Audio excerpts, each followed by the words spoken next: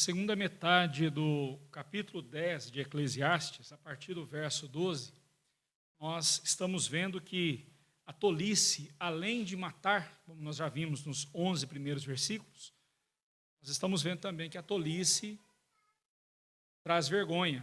A tolice envergonha. O tolo, ele sempre passa vergonha. O tolo sempre mostra um comportamento vergonhoso. Nós vimos nos versículos 12 a 15 as palavras do sábio comparadas às palavras do tolo. E o tolo, ele fala pelos cotovelos, fala demais, fala do que não sabe, se mete a conversar e a falar sobre aquilo que ele não tem competência.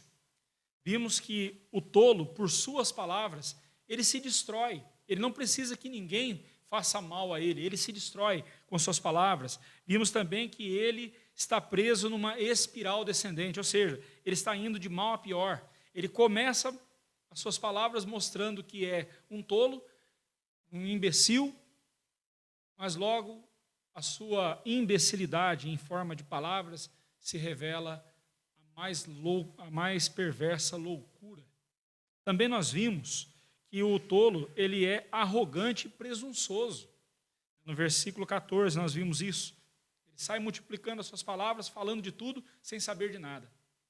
Não demora mais do que algumas palavras para a gente ver e perceber que estamos diante de um tolo arrogante que acha que sabe das coisas, até mesmo das coisas do futuro, e não sabe de nada. Vimos também que ele é um incompetente, e hoje veremos mais sobre isso, porque no versículo 15 mostra que ele se fatiga com o seu trabalho, ele não sabe nem se orientar, ele não sabe nem a direção que ele deve tomar. Aqui Salomão usa uma expressão, ele não sabe ir à cidade, ou seja, ele vai trabalhar no campo, mas não sabe voltar para casa. Você pode confiar nas palavras de um homem tão desorientado e tão perdido e confuso assim? Toda vez que você troca a palavra de Deus, a instrução da palavra de Deus, para ficar com que homens ímpios estão oferecendo para você, conselhos dos ímpios, como diz o Salmo 1, quando você troca a palavra de Deus para ouvir o que algum expert, algum especialista em tal área tem a dizer e não está de acordo com a palavra de Deus, você está agindo como um tolo. E eu diria que você está sendo mais tolo do que o tolo, porque você está seguindo um desorientado. E nós temos visto, e infelizmente, em se tratando de orientação para o nosso coração, as pessoas trocam com muita facilidade a palavra de Deus pelas filosofias, psicologias e terapias humanas. Trocam o que é eterno pelo que é passageiro, trocam o que é santo pelo que é impuro, injusto, trocam o que é seguro pelo que é instável, não tem estabilidade alguma. Bem, continuando essa comparação entre o tolo e o sábio, agora nós vemos, a partir do verso 16, o governo tolo e o governo sábio.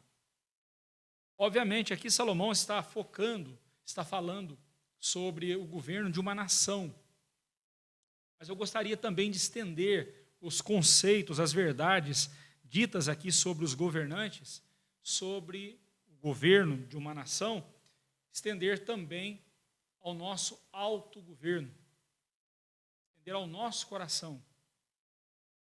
Nós somos tão carentes de governo em nosso coração quanto somos carentes de um governo em nossa nação. Eu diria até mais. Porque corações devidamente governados e orientados pela palavra de Deus não dependerão de outro governante, a não ser o governante celestial, a não ser Deus. Não colocarão a sua confiança em homens mentirosos, homens falhos, que até podem ter boas intenções, alguns deles, bem poucos, têm boas intenções, mas não têm o poder para fazer o que têm de fazer. Eles até têm a autoridade que foi dada a eles, mas são tão perdidos, são tão desorientados, E às vezes até um bom governante, como nós vimos lá no capítulo 9, às vezes até um bom governante, mas ele cai na besteira de colocar, ou melhor, no capítulo 10, ele cai na besteira de colocar um assistente corrupto, ou assistentes corruptos. Ele confia nesses homens, e esses homens destroem o seu governo. Então, é loucura a gente também, assim como eu falei sobre quando nós trocamos a palavra de Deus para ficar com os ensinamentos de ímpios, com terapias e outras soluções que o mundo propõe, também é loucura da nossa parte deixarmos de confiar no Deus soberano, no governador soberano do universo, para confiarmos em homens. Mas vamos ver o que o texto tem a dizer sobre o governo do tolo e o governo do sábio. Antes, vamos orar ao Senhor mais uma vez. Ó Deus, que o teu governo em nossa vida seja cada vez mais visível a outras pessoas, que as pessoas, ao olharem para nós, vejam de fato que a nossa vida está governada pelo Senhor. E reconhecendo isso, também busquem o governo do Senhor sobre elas. E assim como vamos ouvir aqui agora, aprender, pedimos ao Senhor que nos instrua também quando se tratar do nosso autogoverno, aquilo que a tua palavra chama de domínio próprio. Ajude-nos, ó Deus, a viver de acordo com a tua palavra. Oramos em nome de Jesus. Amém. Então, versículos 16 e 17. Ai de ti, ó terra, cujo rei é criança, e cujos príncipes se banqueteiam já de manhã. Ditosa tu, ó terra, cujo rei é filho de nobres, e cujos príncipes se sentam à mesa a seu tempo para refazerem as forças, e não para bebedice. Eis uma área carente de sabedoria política.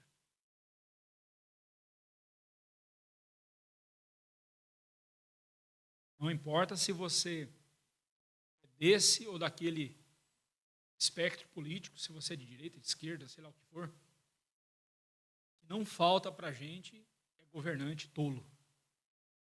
O que não falta para a gente é governante tolo. E não é só o Brasil, não, viu? Para todo lado que a gente olha, e tem uns que são mais do que outros, né? Tem uns que fazem um pouquinho mais de força, conseguem ser mais tolos, mais imbecis que outros ainda. Mas é uma área que sempre, meus irmãos, não é só de agora, não. Não é uma desgraça só dos nossos dias. Aliás, nós estamos lendo um texto que foi escrito há mais de quase 3.000 anos, precisamente 2.800 anos, mais ou menos. E há 2.800 anos atrás, Salomão já acusava a tolice nos governos. Tolos se assentados nos tronos. A cena que Eclesiastes descreve aqui no versículo 16 é uma cena vexatória, é uma cena desesperadora, vergonhosa. Primeiramente, ele diz: ai de ti, ó terra, cujo rei é criança. O substantivo hebraico, naar, que aqui é traduzido por criança, nós podemos encontrar alguns significados aqui. Tanto pode indicar um jovem, porque na cultura judaica você não tem adolescência na Bíblia. Isso aí é uma invencionice dos últimos 100, 200 anos. Não existe. Procure na sua Bíblia, você não vai ver o conceito de adolescente. Na Bíblia, ou você é criança, ou você é homem. O jovem está naquela fase em que ele está saindo da infância, jovem, não estou falando do jovem nos 20 anos, saindo da infância e agora ele já está se tornando um homem. E quando é que ele se torna um homem? Quando ele está pronto para assumir a sua própria família e cuidar da sua casa. É criança. Tem adolescente na Bíblia. E aí, junto com esse conceito de adolescente, eu não vou perder tempo falando sobre isso aqui, mas só mencionar que, juntamente com esse conceito de adolescência, nós temos toda uma gama de imbecilidades sendo ditas sobre as nossas crianças que estão indo para a juventude. Gama de imbecilidades está sendo dita sobre isso. Agora, com isso, eu não estou dizendo que você tem que tratar o seu filho adolescente como se fosse um bebezinho, muito menos o seu filho jovem como se ele fosse um alecrim dourado que nasceu no campo sem ser semeado. Por favor, não faça isso. Quando você olhar para o seu filho jovem, você tem que olhar para ele como alguém que já está sendo preparado para ter a própria família dele e cuidar dos dele, cuidar da obra do Senhor, cuidar da casa de Deus. Mas eu tenho dito isso para as meninas. Qual é o critério para você escolher um rapaz para ser seu marido? É se ele está envolvido na obra do Senhor. E Paulo fala, quem está solteiro vai cuidar das coisas do Senhor. E aí, solteiro, você está cuidando das coisas do Senhor? Bem, mas estou desviando do assunto, deixa eu voltar para cá. O significado do termo criança na Bíblia não tem um significado muito bonito, não. Tem um significado muito bonito, não. O significado criança, o verbo, ou o substantivo nar, que é traduzido por criança, ele tem um significado bem difícil. Cabeça vazia. Literalmente, criança significa cabeça vazia. Com isso, eu não estou falando igual Jean Piaget, que foi um imbecil falando imbecilidades. Não concordo com Jean Piaget. Especialmente quando ele diz que a criança é uma tábula rasa. Ou seja, não tem nada, ela não tem nada moralmente, não tem nada, ela está ali, prontinha para você formatar aquela criança, como se fosse um HD de computador zerado, limpo, formatado, e você vai colocando arquivos. Não, a criança não é uma tábula rasa, porque a criança já nasce com uma coisa desgraçada chamada pecado. E você não precisa esperar muito tempo, não. Eu aposto que você já deve ter visto alguns traços de pecado já na Lorena, bebezinha de alguns meses. Sabe por quê? Porque pecador gera pecador. Pecador gera pecador, simples assim. Desgraçadamente simples assim. Eu nasci na iniquidade e em iniquidade me concebeu minha mãe. Então meu filhinho, ele é um pecador. Eu tenho que olhar para o meu filhinho e conduzi-lo na presença do Senhor. Eu tenho que disciplinar o meu filhinho pequeno, bebezinho já. Eu já tenho que ir ensinando ele nos caminhos do Senhor. Sabe por quê?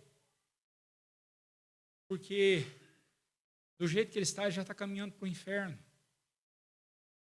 A desgraça já está à porta dele. Ele precisa agora conhecer o reino dos céus, ele precisa conhecer a palavra de Deus, e é dever seu, pai, fazer isso. Então, olhe para o seu filhinho como uma cabeça vazia, ou seja, nesse sentido, sim, eu preciso inculcar, não é isso que a Bíblia fala lá em Deuteronômio 6? Você tem que inculcar no seu filho, enfiar na cabeça dele, essa é a ideia mesmo. Os judeus, os judeus atuais, né, eles têm uma figura de linguagem que ajuda a gente a entender isso.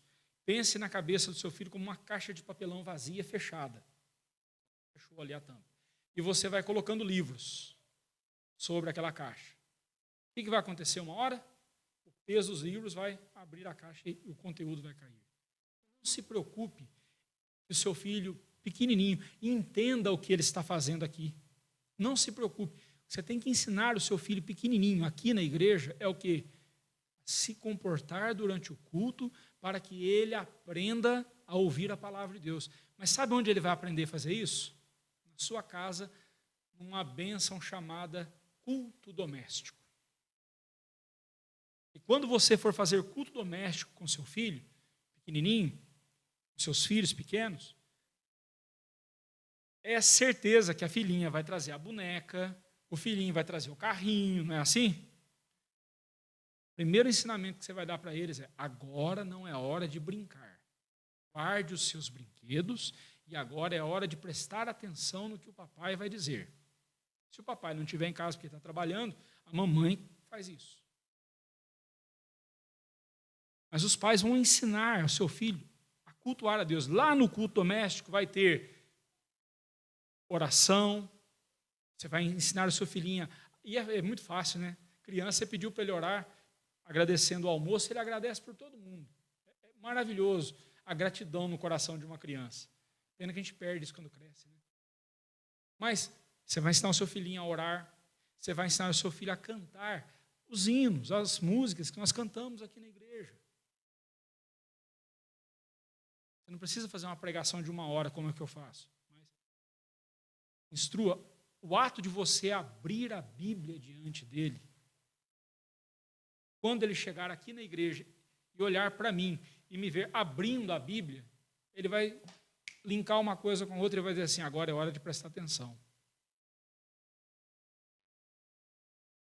É assim que funciona. Ah, mas sabe por que a gente não faz? Porque dá trabalho.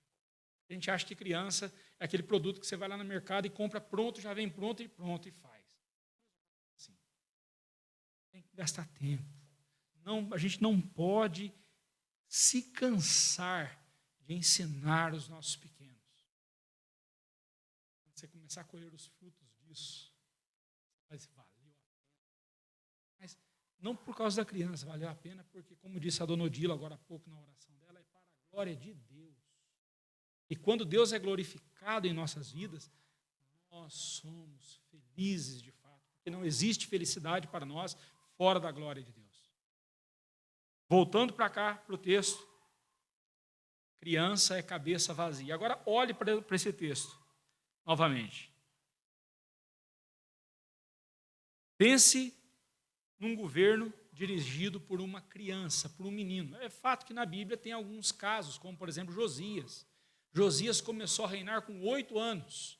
Obviamente ele não tomava decisões, mas com 8 anos ele foi nomeado rei, ele foi empossado rei. Então Ilquias veio e continuou cuidando, ajudando ali a sua mãe, cuidando de Josias. E Josias, com 16 anos, ainda criança, nossos dias chamariam de adolescente, mas ainda criança, Josias promove uma reforma religiosa em Jerusalém. Ele encontra uma cópia do livro da lei perdida, sabe onde? No templo. É igualzinho a Bíblia sua que você deixa aqui a semana inteira. Uma hora dessa você não vai encontrar ela aqui não, tá? Uma hora dessa eu vou pegar essa Bíblia e mandar para os missionários. Se não está fazendo falta para você, para os missionários vai ser muito bom. Nada a dica, hein? Não fica bravo comigo depois, não. Mas o lugar menos provável de se perder o livro da lei estava perdido, no templo. E Josias encontrou nos escombros o livro da lei e promoveu uma reforma religiosa em Israel. Que bênção foi Josias para o povo. Bênção foi Josias para o povo. Bem, Josias não é um exemplo de tolice.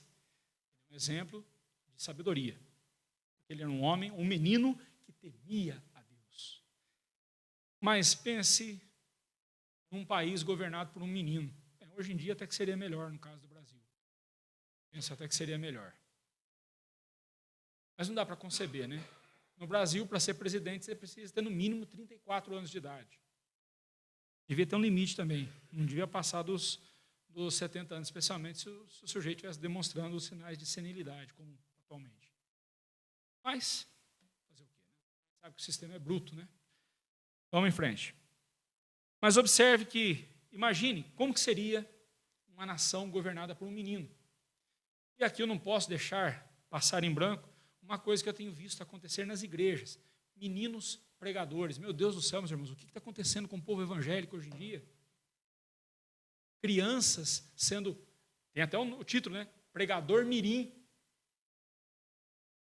Profeta mirim. Estou dizendo que Deus não possa usar crianças, Deus pode, mas não daquele jeito. Um jeito picareta de ser usado. Arrancando dinheiro do povo, mas também dá o dinheiro se quiser, né? O dinheiro se quiser, ninguém é obrigado a dar, dá porque é trouxa também. Mas eu fico pasmo de ver meninos, crianças de 3, 4, 5 anos, tem um até um pouquinho mais velho, 12, 13 anos, que até o Ministério Público proibiu. Não vou falar aqui para não ficar dando ibope, mas é uma vergonha. A única expressão que vem é a que está no versículo. Ai de ti. Ai de ti, igreja, que tem menino pregando. Ah, pastor, mas o Espírito Santo usa crianças, usa mesmo, não duvido. Volta e meia, um desses pequenos nossos aqui faz alguma coisa ou fala alguma coisa que você, meu Deus, que coisa.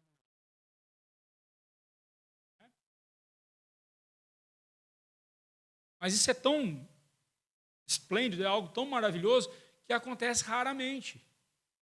Acontece o tempo todo. Acontece o tempo todo. Agora imagine uma nação governada por um menino. Essa interjeição, ai, né? Ai, é uma interjeição de lamento, dor, desespero, espanto, assombro, medo, ou seja, tudo que um governo sem juízo e competência pode causar nas pessoas. Ai de nós. Salomão continua descrevendo a cena de desgraça ao afirmar que e cujos príncipes se banqueteiam já de manhã. O sujeito levanta de manhã, a primeira coisa que ele pensa é como vai gastar o dinheiro do povo fazendo banquetes. Philip Hayek diz o seguinte: o pregador não está falando sobre um café da manhã rico, mas sobre um banquete real que inclui álcool e o bastante para se embriagar. Em vez de se levantar de manhã para melhorar e defender seu país, esses príncipes caem em estupor embriagado. Eles têm uma abordagem dissoluta e preguiçosa à vida, com ênfase em luxúria e indulgência pessoal. Está muito diferente dos nossos dias, não. Nossos dias parece que eles começam de manhã e terminam só à noite, né? Não há problema algum com uma festa apropriada ao seu devido tempo, um tempo apropriado. Não há problema algum você fazer uma festa, você ter um almoço mais requintado. Não há problema algum nisso. A palavra de Deus, ela condena a vida devassa e tomada pela embriaguez. Esse é o problema aqui. Levantam de manhã e já pensam na bebedeira. Perto da minha casa tem uma cena que é muito triste. Muito triste. O senhor ali, eu imagino que seja senhor pelo estado dele, um senhor. Ele é colocado, ele vai para a calçada, ele fica na calçada da casa dele. Olha que eu já passei ali de manhãzinha, antes das 7 horas, ele está sentado ali na calçada, encostado no muro, com um corotinho de pinga do lado. E ele fica o dia inteiro. O sol pode estar estralando em cima dele e está ali. Uma cena triste de se ver. A impressão que dá que a família coloca ele ali, assim, deixa aí que morre logo e a gente fica livre. Uma cena triste de se ver. Agora você imagina governantes que deveriam estar cuidando do bem da nação, protegendo, defendendo o país, cuidando do bem da nação, estão fazendo banquetes, banqueteando. Um exemplo disso foi Carlos XII, da Suécia. Carlos XII, ele tornou-se rei. Ele viveu poucos anos. Ele viveu de 1682 a 1718. Que vaso ruim não quebra? Quebra sim, alguns quebram rápido, né? Ele foi nomeado rei, foi empossado rei ainda adolescente, ainda criança. Sabe qual era a rotina diária desse rapazinho, desse menino? Andar a cavalo dentro do apartamento da avó dele. Ele entrava com o cavalo dentro de casa e fazia. Quando ele ficava cansado disso, ele saía pelas ruas derrubando as pessoas. Obviamente, montado no seu cavalo, saía chutando as pessoas, ninguém ia mexer com ele, era o rei, né? E saía derrubando as pessoas, passando por cima das pessoas. Quando ele se cansava de fazer isso, ele saía na janela do seu palácio com a sua espingarda e praticava tiro ao alvo na população.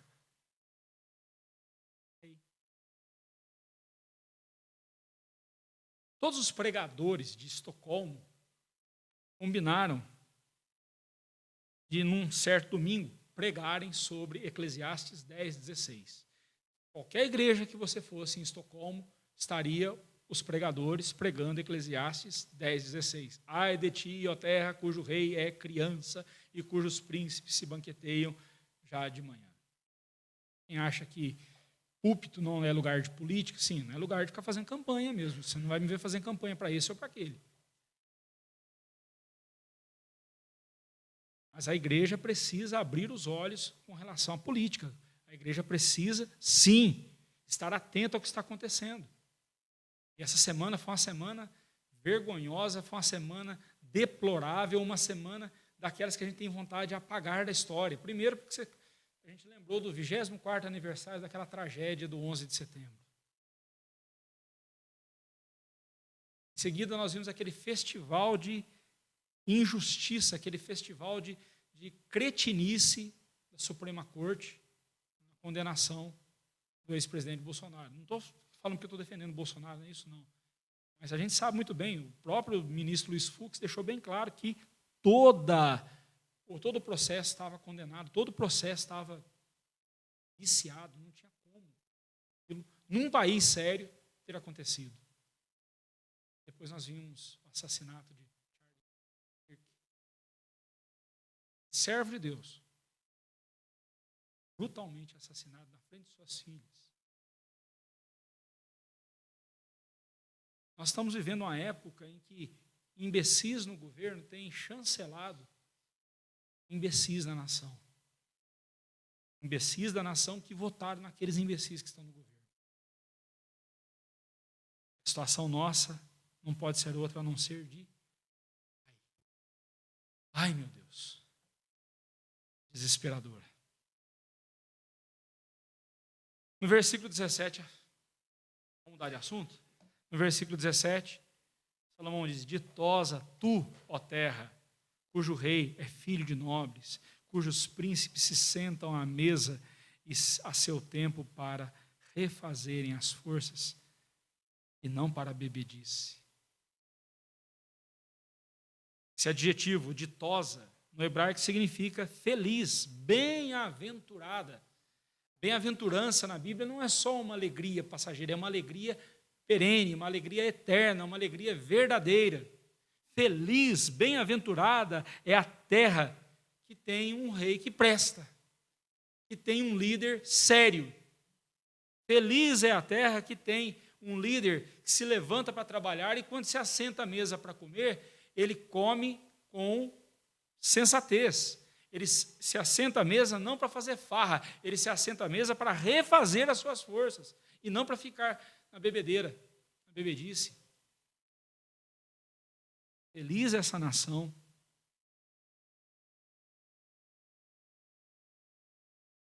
que tem um líder cuja linhagem é nobre e que não se entrega à glutonaria e à bebedeira, à bebedice. Quem gosta de falar que beber é pecado, né, que bebedeira é pecado, e é mesmo, né, bebedice, embriaguez é pecado, não esqueça que a glutonaria também, viu? Comer feito um elefante aí, meu amigo, fora do elefante só come matinho, né, só come planta, né? É mesmo assim. Glutonaria e bebedice é pecado, são pecados iguais. Mas em vez disso, esse homem, esse rei, ele se levanta, ele tem domínio próprio, ele se levanta para cuidar da nação, quando ele se levanta, ele trabalha, e quando ele se assenta à mesa, ele tem domínio próprio, e sabe o tempo certo de usar a mesa, e não só o tempo certo, mas a forma certa de usar a mesa, com a finalidade de refazer as suas forças. Diferentemente daquele caso, que hoje em dia a gente diz, né? Fulano parece que não come para viver, parece que ele vive para comer, né? Não é o caso aqui. Para viver, ele não vive para comer. Olhando para este mundo, aplicando esses dois versículos para nós, olhando para este mundo, até podemos encontrar um ou outro governante sábio. Tão raro, né? Mas é mais comum nós encontrarmos homens tolos, arrogantes, dissolutos, esbanjadores, entregues aos prazeres e pouco se importando com a nação. Não se importam. Gastam, torram o nosso dinheiro, aí depois jogam as migalhas para o povo, jogam os botijões de gás para o povo e estão reeleitos depois.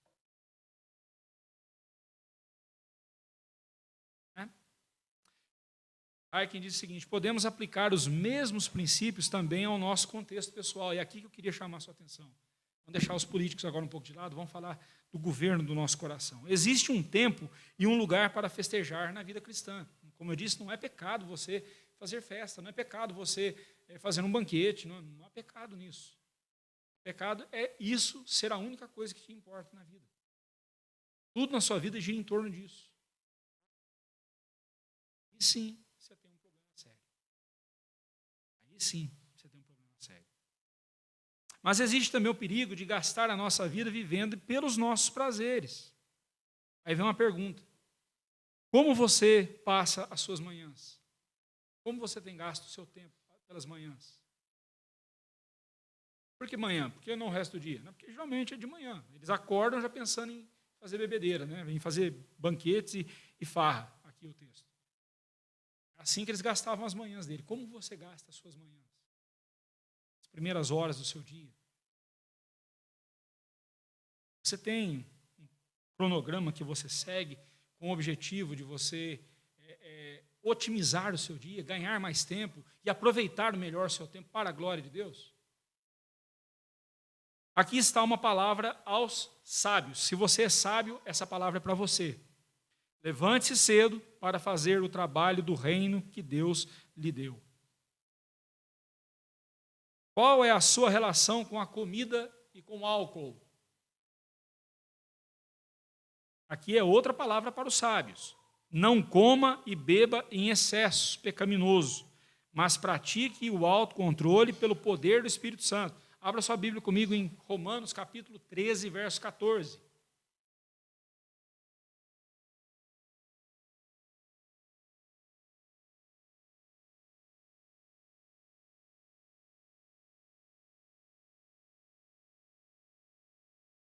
Aí Paulo usa uma expressão que é recorrente nos ensinos dele quando se fala de santificação. Ele usa o verbo revesti-vos. O que é se revestir? É você se vestir novamente. É um ato contínuo na nossa vida. Chegar em casa, eu vou trocar de roupa, vou vestir uma roupa mais leve, porque está começando a esquentar, vou vestir uma roupa mais leve. Mas, estar vestido. Se tiver que sair para o lugar que eu vou, eu preciso de uma roupa apropriada, então eu vou vestir uma roupa apropriada. Revestir. Revestir. E Paulo está dizendo o seguinte: estejam vestidos, estejam revestidos do Senhor Jesus Cristo o tempo todo. Não há um momento sequer na nossa vida que nós podemos nos dar ao luxo de andarmos nus espiritualmente. Vamos ler juntos? Revesti-vos do Senhor Jesus Cristo, e nada disponhais para a carne no tocante às suas concupiscências. Essa palavra é difícil, né? Concupiscências.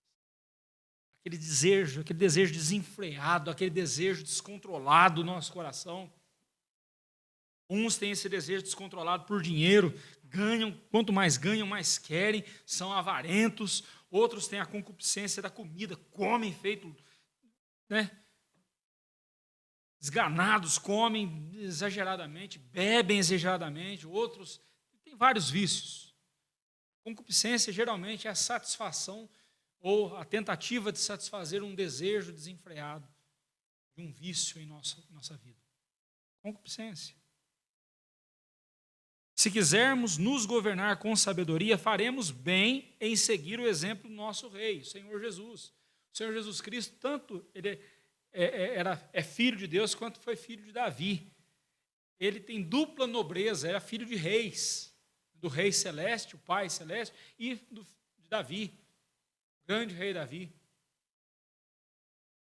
E ainda que o versículo 17 aqui não seja uma profecia direta a respeito do Senhor Jesus, ele descreve adequadamente a sabedoria de Jesus e o seu caráter, e o caráter do seu reino. Como filho de Davi e filho de Deus, Jesus é duplamente filho da nobreza, e ele sabia quando festejar, como fazia com seus discípulos. Você vai ver o Senhor Jesus, o primeiro milagre que ele realizou, de que se tem notícia, foi nas bodas de Caná. Um casamento. Ali no casamento, faltou o vinho. E aí, então, Jesus transforma a água em vinho. E não adianta você querer dizer, não, ali foi suco de uva pasteurizado, não, foi vinho mesmo. E vinho bom, de melhor qualidade. Lá eles tinham o costume de primeiro servir o vinho bom, aí depois que estava todo mundo torto, todo mundo bêbado, daí qualquer vinho, empurra neles aí que vai, né? Tanto que quando trouxeram o vinho que Jesus fez, transformou, espera aí, como que você deixou o melhor vinho para depois? Coisa feia. Muquirana, né? Mão de vaca. O mestre Sala falou para o noivo, não, ele não falou, não chamou ele de mão de vaca, mas que ele achou estranho, achou, porque o costume era servir o vinho bom primeiro, depois todo mundo torto, aí tacava o vinho ruim no povo. Aí até querosene funcionava. Né? Mas ali não, eles tomaram vinho bom depois. É assim mesmo, quando Jesus chega, ele sempre tem o melhor. O melhor na nossa vida, só Jesus pode fazer. Foi vinho mesmo. Mas você não via Jesus o tempo todo em festas. O Senhor Jesus o tempo todo festejando em banquetes.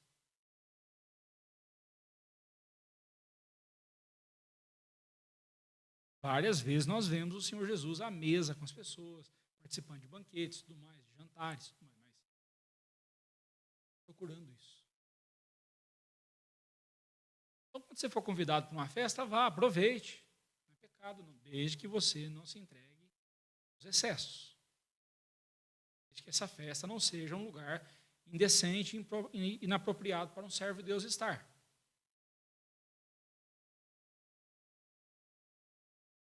Festa. Por favor, não fica enchendo a sua agenda de festa, né? Toda noite tem uma festa para você ir, porque a sua vida precisa ser festiva. Tem uma coisa muito séria acontecendo que você não está percebendo. Cuidado com isso.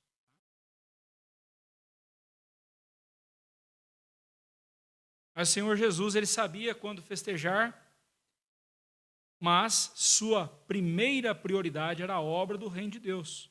Portanto, em muitas ocasiões, ele jejuou, alimentou-se apenas da palavra de Deus. Lembra que ele respondeu para Satanás lá na tentação, lá em Lucas 4? Nem só de pão viverá o homem, mas de toda a palavra que procede da boca do Senhor. Acabamos de cantar isso. Vamos de cantar esse cântico. Alimenta a nossa vida a palavra de Deus. A felicidade que você busca em banquetes, você não vai encontrar. É porque no dia seguinte vai ter aquela dor de cabeça, vai ter ressaca, vai ter um desarranjo, alguma coisa assim. Pode ser fruto daquela festividade. Felicidade que o nosso coração tanto necessita e precisa. Só encontramos no alimento da palavra de Deus. Se você não sacia sua alma com a palavra de Deus, lamento dizer, nada nesse mundo vai saciar a sua alma. Nada nesse mundo vai saciar o seu coração. Se você é uma pessoa infeliz, se você é uma pessoa que mesmo tendo tudo que você gostaria de ter, mesmo conquistando tudo que você conquistou na sua vida, mas você é insatisfeito, sabe por quê? Porque você colocou seu coração no lugar errado. E essas coisas estão governando o seu coração. Os ídolos fazem isso conosco. Por que logo nos 10 mandamentos, logo no primeiro, o Senhor diz, não terás outros deuses diante de mim, sabe por quê? Porque ídolos, coisas que o nosso coração cria, só existe um Deus vivo, e esse Deus vivo é o Pai do nosso Senhor Jesus Cristo. Todos os outros deuses que as pessoas adoram não passam de ídolos e invenções de seus corações corruptos. São coisas e nada mais. São objetos e nada mais. Mas um ídolo no nosso coração, ele rouba o lugar de Deus, ele toma o lugar de Deus no nosso coração, ele nos promete satisfação e nos entrega escravidão. Deus não. Deus, em nosso coração, ele nos faz ser servos dele. Espera aí, pastor, mas de qualquer jeito eu sou escravo. Ok, eu prefiro ser escravo de Deus. Você prefere ser escravo de quem?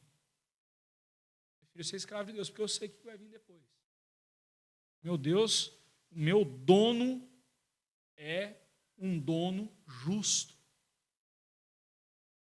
Um dono bom. Mas o ídolo faz isso com a gente. Não importa se você esteja no alto posto de um governo ou se você esteja sendo governado por aqueles que estão no alto posto. Todos nós, se não tivermos Deus, teremos ídolos em nosso coração. Além de ser desobediência a Deus, porque ele diz, não terás outros deuses diante de mim. Além de ser desobediência, morte para nós. Pessoa entregue ao vício, essa pessoa entregue às concupiscências do seu coração é um escravo caminhando para a sepultura. Pense nisso. Semana que vem nós continuaremos a partir do versículo 18, mostrando 3 frutos podres da tolice. Continuar falando sobre a tolice. Ela envergonha. Se você não quer passar vergonha, se você não quer fazer vergonha nos outros, se você não quer envergonhar o nome de Jesus, isso é o que é o mais importante. Não seja tolo. Seja temente a Deus. Tema ao Senhor e ande na presença dele, para a glória dele. Assim nos abençoe.